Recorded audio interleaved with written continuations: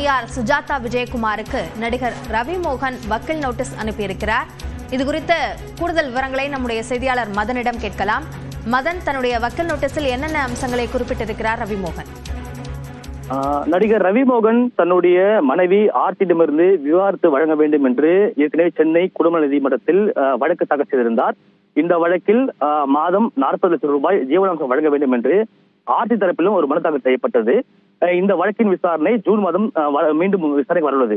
இந்த நிலையில்தான் ஒரு திருமண நிகழ்ச்சி ஒன்றில் பாடகி கெனிஷாவுடன் நடிகர் ரவி மோகன் கலந்து கொண்ட விவகாரம் பெரும் சர்ச்சையை ஏற்படுத்தியது. இது சம்பந்தமாக ஆர்த்தி கூட ஒரு காட்டமான அறிக்கை வெளியிட்டிருந்தார். இதற்கு பதிலளித்து நடிகர் ரவி மோகனும் ஒரு அறிக்கை வெளியிட்டிருந்தார். இந்த பின்னணியில்தான் தனக்கு எதிராக அவதூறு கருத்துக்களை தெரிவிக்க தன்னுடைய மனைவி ஆர்த்திக்கு தடை விதிக்க வேண்டும் என்று நடிகர் ரவி மோகன் சென்னை உயர்நீதிமன்றத்தில் மனு தாக்கல் செய்தார். இந்த மனுவை விசாரித்த சென்னை உயர்நீதிமன்றம் 2 பேருமே மற்றவர்களை பற்றி 2 பேர் தரப்பில் இருந்தது கருத்துக்களை பதிவு செய்ய தடை விதித்ததுடன் ஏற்கனவே பதிவு செய்த கருத்துக்களை நீக்க வேண்டும் என்று உத்தரவு பிறப்பித்தது. இந்த உத்தரவின் அடிப்படையில் தான் தற்போது நடிகர் ரவி மோகன் தரப்பிலிருந்து தற்போது தன்னுடைய மனைவி ஆர்த்தி மற்றும் அவருடைய மாமியார் ஆகியோர் இருவருக்குமே வழக்கறிஞர் கார்த்திகை பாலன் தரப்பிலிருந்து ஒரு வக்கீலோடு தரப்பட்டுள்ளது. அதாவது ஏற்கனவே உயர்நீதிமன்றமானது தன்னை குறித்து அவதூறு கருத்துக்களை வெளியிடக்கூடாது என்று உத்தரவு பிறப்பித்துள்ளது.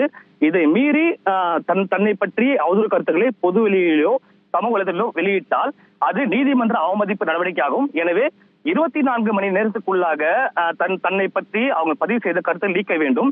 அவ்வாறு நீக்காவிட்டால் அது நீதிமன்ற அவமதிப்பு வழக்காகும் என்று ஒரு எச்சரிக்கை விடுத்து தற்போது வக்கீல் நோட்டீஸை தற்போது நடிகர் ரவி மோகன் அவருடைய மனைவி ஆர்த்தி மற்றும் அவருடைய மாமியாருக்கு தற்போது அனுப்பி வைத்துள்ளார். ரவி மோகன் தன்னுடைய மனைவி மற்றும் மாமியாருக்கு வக்கீல் நோட்டீஸ் அனுப்பியிருக்கிறார். இது தொடர்பான கூடுதல் விவரங்களுக்கு நன்றி மதன்.